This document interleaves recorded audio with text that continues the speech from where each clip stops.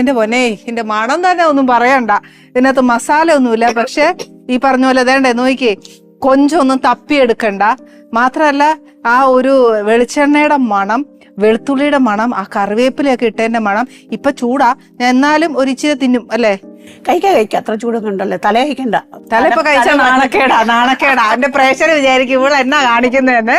ഈ ചെമ്മീനില്ലേ ചെറുതിനാ ടേസ്റ്റ് കൂടുതൽ, വലുത് വഴങ്ങുന്നതിനെ കാട്ടിയും.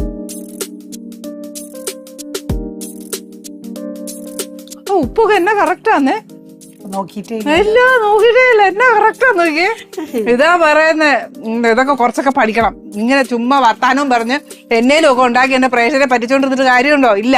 ഇതേപോലെ നല്ല ക്ലാസ്സസ് ഒക്കെ പഠിച്ചിട്ട് ഞാൻ ഇനി ചെയ്യും. ഞാനിന്ന് ഇവിടെ നല്ലൊരു മീൻകറി കഴിക്കണം. തീർന്ന് എന്താ നോർത്ത് എന്താ സൗത്ത് മീൻകറി എന്നുള്ള വ്യത്യാസം എനിക്കറിയാമല്ല.